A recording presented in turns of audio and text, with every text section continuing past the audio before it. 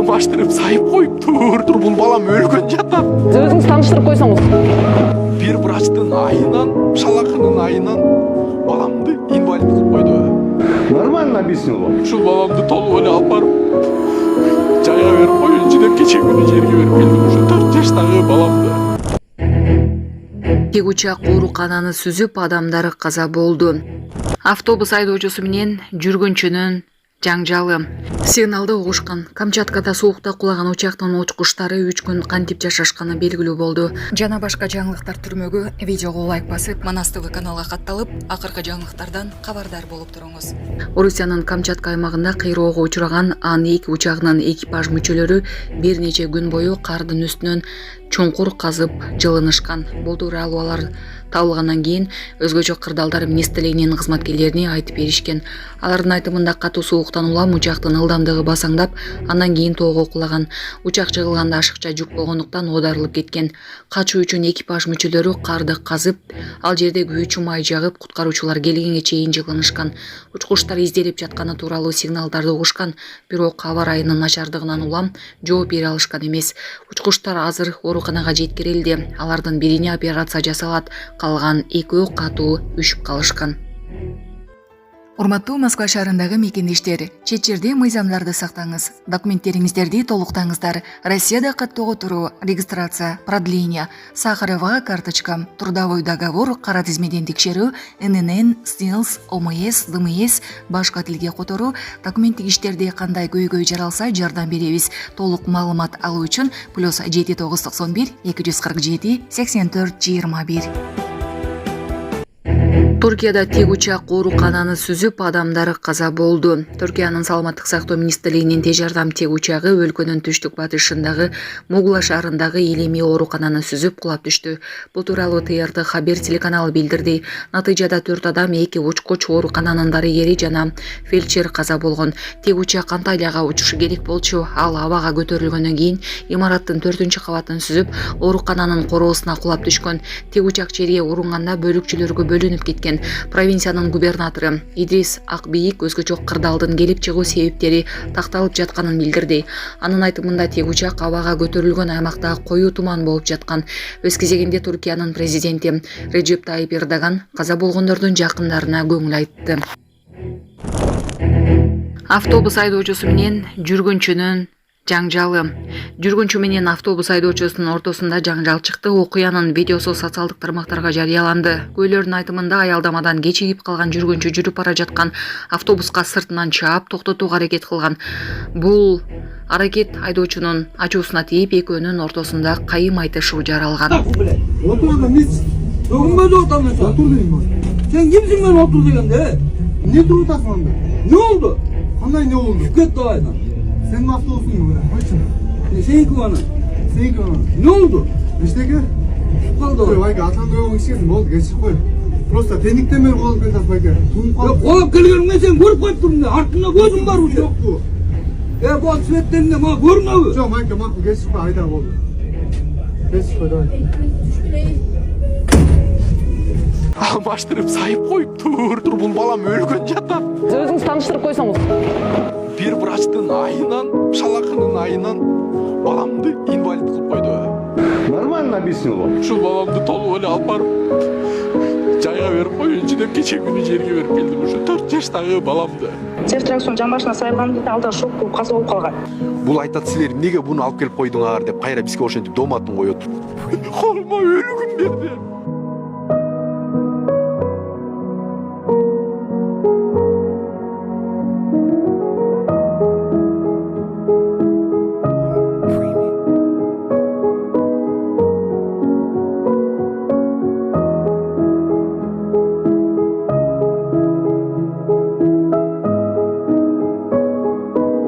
Интернет желесинде токтомуш аттуу жаран 4 жаштагы баласы медицина кызматкерлеринин шалакылыгынан улам каза болгондугун айтып чыккан.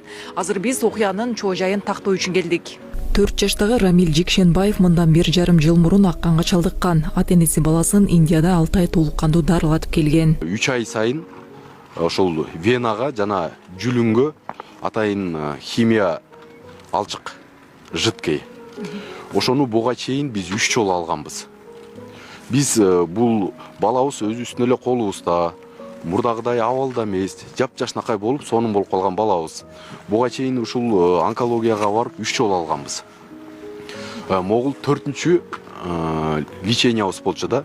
Биз барганбыз, эртең менен эле үйдөн жашнакай эле чыгарып балабызды алып барганбыз. Приемныйдагы врач карачы бизди. Приемныйда врач Ирсалиева Меринса деген Абдуманапова деген врач. Ушул врач бизди кабыл алган. 2-нчи этажга чыгарып эле, анан кийин балама наркоз берип уктатып эле биз алып барган химияны бул карабай эле, аныктап тактабай эле ушул венага сая турган уколду бул жүлүнгө сайып салган. Биз жүлүнгө сайып салган эмнеден улам билдик? Себеп дегенде могул венага сайыла турган укол мынакей. Ушул бизде үйдө калып калыптыр. Буну ушул врач саярда 10 жолу караш керек болчу. 10 жолу текшериш керек болчу. Бул алып шприцке сайып карап, кайра саярда тигинисин карап мен жаңылышып калбаган жокмун деп караш керек болчу да. Мен Индия мамлекетине алып барып, 6 ай ошол жерден лечение кылып, мен баламды жакшы кылып, адам кылып катарыбызга кошолганбыз да. Жапжашнакай баламды жаңылышып булар сайып өлтүрүп коюшат. Укол алгандан кийин баласын үйүнө алып келген. Бала уктап туруу эле баш ооруп, козуп, дени табы 38-39га көтөрүлүп түшпөй койгон. Баланын атасынын айтуусу боюнча, мына ушул Ирсалиева Меринса аттуу дарыгер балага алмаштырып укол сайган жүлүнгө. Азыр биз өзүнөн дагы тактоо үчүн байланышып көрүүнү туура көрдүк. Азыр мен байланышып көрөйүн.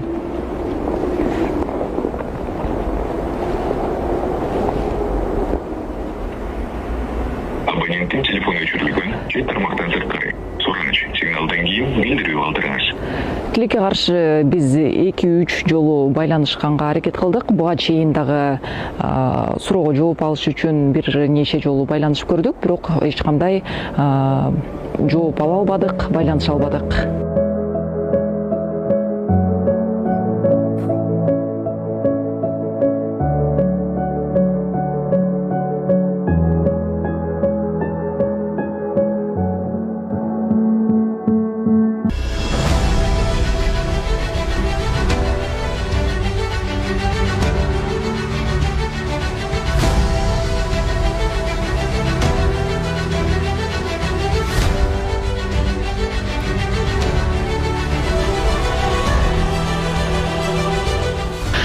Жаштагы Рамил Жекшенбаев мына ушул бөлүмдө жатып жан берген.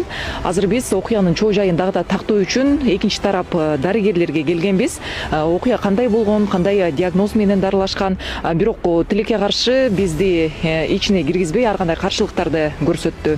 Охрана, мен тааныштырбайм. Здесь режимный объект, это детская онкология. Снимайте. Жок, сиз кимсиз? Өзүңүз тааныштырып койсоңуз. Давай, врачку, вур, давай. Так, видео. Это 7-й канал. Жок, байке, сиз өзүңүз ким болосуз, өзүңүз тааныштырып койсоңуз. Я снимаю.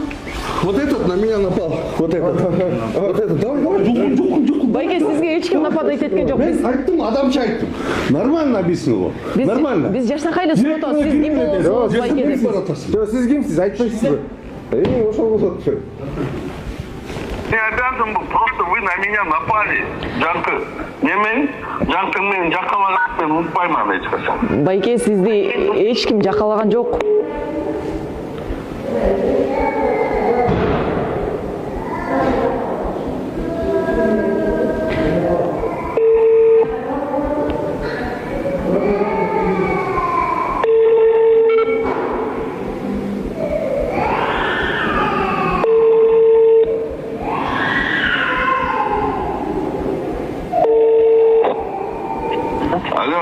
Байке, сизди эч ким жакалаган жок, ал жерде видеодо деле. Топпогон балам жакалады мени. Мен эки колуман дармап жакалады. Мен апасындай кишимин, уяты жок экен анынчы. Видеодон көрүнүп турат, байке, видеодо бүт көрүнүп. Эки колуман кармады, эки ийнимен кармап туруп мени типтү. Мен жаш бала экен, мен сенин атаң менен тең кызым. Байке, видеодон бүттүгү көрүнүп турат, сизди эч ким жакалаган жок. Менде деле бар. Мен сага кирердин алдын айттым, барып келчи, айланайын. Барып кел дедим. Чынбы? Сен жок, мен кирип баратам деп экинчи жолу сен ким экенсиң деп мага атып буласың, рай? Байке, биз сизди сурадык, сиз кимсиз, эмне себептен бизди ал жака жөнөтүп атасыз деп. Эмне үчүн сен мисалы кирчи? Мисалы биздин ийгиликтер болду, мына пересадка костуңуз келди, бир келип туруп ошондо сурап койгон жоксуңар. Айтчы мага. Байке, Бир ушундай жакшылык нерселер болуп атат, бир өмүрү чыгарып койбойсуңар. Анан бирдеке болуп туруп, келип отуруп мени жакаладыңар. Мени жакалады жана домпойгон балам. Байке, видеодо бүт көрүнүп турат, тастыктама антип эми жакалады деп. Андай доомат койбоңуз. Вы меня, сен именно спровоцировала, кирдиң. Мен кирбей деп айткам. Мен тартам, жок тартам десең. Болот бекем ошондой.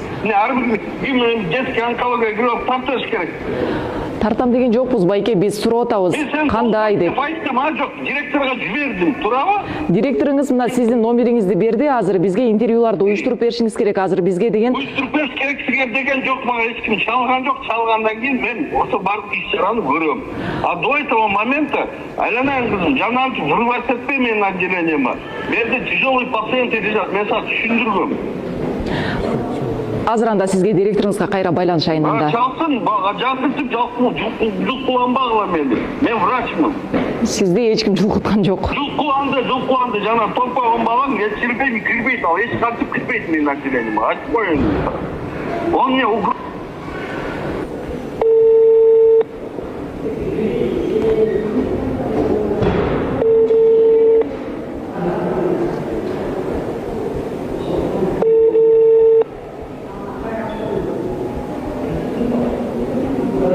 Абонент азыр жооп бербей жатат. Сураныч билдирүү. Анан кийин эле келинчегим айтты, бул могул жүлүнгө сая турган дарысы калып калыптыр, врач нени сайды деди да. Туура эмес нерсени сайып салып бер деди, врачка байланышсак, кайра баланы алып келгиле деди. Бул врач ушул нерсени айттым, сен адашып калыпсың десең, жок, биз өзүбүз эле ушу туура эле сайдык деп бул врачтар моюндабай жаткан бул нерсеничи. Мен балам ушул больницада 6 күн, 7 күн жатып, анан кийин жан берди да. Мен 5 күн врачтарга чуркап жүрүп айттым, силер башка диагноз менен эле баламды лечение кылып атат окшойсуңар, могу дарыны алмашып сайып коюпсуңар, дарыны алмаштырып салып сайып коюпсуңар, могу врачты чакыргыла, бир иш-чара кылып сүйлөшкүлө могул жерден. Уже кеч болуп баратат могуга депчи. Ошентсек жок, тиги тура эле сайды деп атат деп заведующий врач ошентип эле туруп алды. Индиядагы врачтарга чалып айттым. Могулар баламды алмаштырып сайып коюптур десем айтты. Бунун вакцинасы жок деди. Бул өлүмгө алып келет деп деле могунун бүттүгүн мага которуп жөнөттү. Мынакей аягы, мынакей паралич, коме смерту дейт. Балам 3 күн, 2 күндө паралич болду. Ол жок болду. Там сезбей калды баламчы. Ошо менен реанимацияга түшүп балам галлюцинациясы баштап өйдө ылдый сүйлөп калды балам. Алып кетчи дейт. Врачтар мага айтты, адам болбой калды балаң депчи.